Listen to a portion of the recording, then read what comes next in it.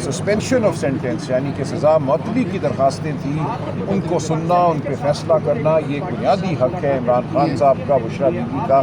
یہ حق چھینا نہیں جا سکتا.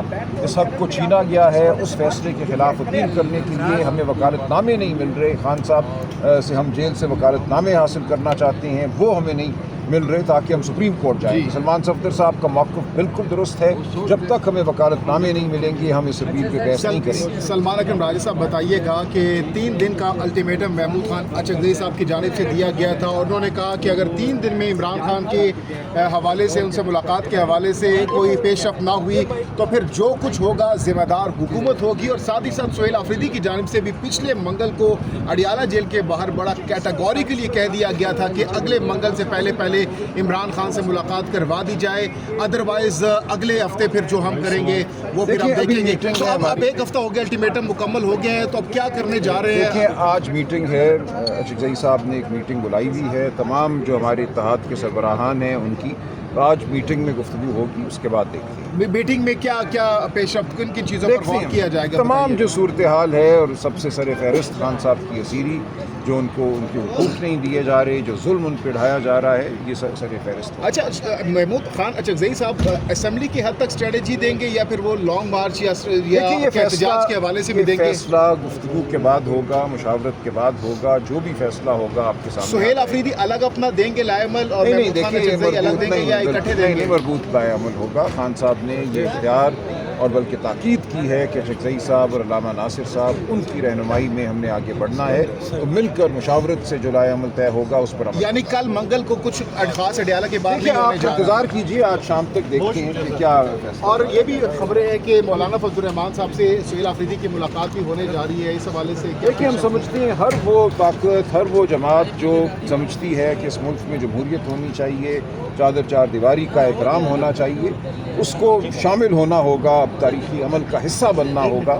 یہ عمل جو ہے اس ملک کی میں سمجھتا ہوں شرافت کی بقا کا عمل ہے. ہم سب کو اس میں شامل ہونا ہے. اگر فضل الرحمان صاحب اپنا حصہ ڈالنا چاہتے ہیں مولانا تو ضرور. اچھا، محمود خان اچکزئی کی جانب سے مولانا صاحب کو اپوزیشن لیڈر بننے کی آفر کی گئی ہے، یہ خبریں بھی اس وقت گردش کر رہی ہے. پی ٹی آئی اس کے حق میں ہے، پی ٹی آئی سپورٹ کرے گی مولانا صاحب کو اپوزیشن لیڈر نامزد کرنے کے حوالے سے؟ دیکھیے یہ فیصلہ صرف عمران خان صاحب کر سکتے ہیں اور کوئی نہیں. تو یہ آفر دی ہے محمود صاحب؟ میرے علم میں نہیں ہے، یہ آپ نے بات کی ہے، یہ خبریں چل رہی ہیں. میرا نہیں خیال ایسی کوئی. راج صاحب ایک چھوٹا سا سوال ہے میرا کشمیر کے الیکشنز کے حوالے سے، کیونکہ پچھلے دنوں انہوں نے پروٹیسٹ بھی کیا بریسل گور کے دفتر کے باہر اور گھر کے باہر کہ ہمیں ٹکٹ نہیں دیے جا رہے، اگنور کیا جا رہا ہے اور نئے آدمی لائے جا رہے ہیں. اس حوالے سے کیا کہنا چاہ رہے ہیں؟ دیکھیے ہمارا پی ٹی آئی کا ایک آئین ہے، اس کے تحت جو صوبے ہیں یا جو ریجنز ہیں، آزاد کشمیر اس میں شامل ہے، گلگت بلتستان شامل ہے، وہاں کے جو صدور ہیں ان کو اختیارات دیے گئے ہیں. مشاورت وہ کرتے ہیں کہ وہ پارلیمانی بورڈ بنائیں، اس پارلیمانی بورڈ نے ٹکٹ دینے ہیں.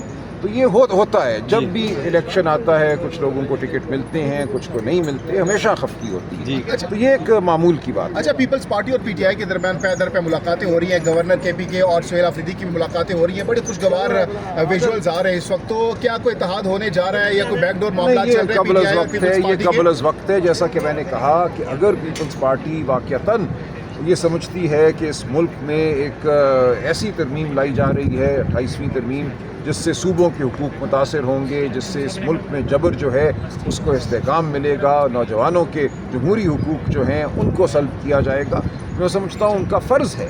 اگر وہ اپنے ماضی سے کچھ بھی کوئی تعلق رکھتے ہیں یا اپنے ان نعروں سے تعلق رکھتے ہیں جس کی بنیاد پہ وہ اٹھے تھے، تو آج وقت ہے کہ وہ کھڑے ہوں پاکستان کی عوام کے ساتھ. پی ٹی آئی آج کھڑی ہے پاکستان کی عوام کے ساتھ، اور جو کوئی بھی اپنے نعروں کا مان رکھنا چاہتا ہے، اگر نعروں سے بڑھ کے کچھ کرنا چاہتا ہے تو اس کو اس عمل میں شامل ہونا ہوگا. سر، جو اعتماد کا ووٹ ہے وہ کہا جا سکتا ہے حکومت کو لینے کے لیے آنے والے دنوں میں اعتماد کی کوئی تحریک لانے جا رہی ہے اپوزیشن پارٹی؟ یہ سب کچھ قبل از وقت ہے. ابھی ہمارے سامنے کوئی واضح بات نہیں ہے کہ پیپلز پارٹی کا یا اور جماعتوں کا کیا رویہ ہوگا. جب یہ بات واضح ہوگی تو دیکھیں گے. شکریہ. سر، گزشتہ روز ایک میٹنگ اچکزئی صاحب نے آزاد کشمیر کے اندر جو پاکستان تحریک انصاف کا نشان ہے جیسے پاکستان میں چھینا گیا تھا، ویسے آزاد کشمیر میں بھی چھین لیا گیا. آزاد کشمیر میں چھین لیا گیا ہے، گلگت بلتستان میں چھین لیا گیا ہے.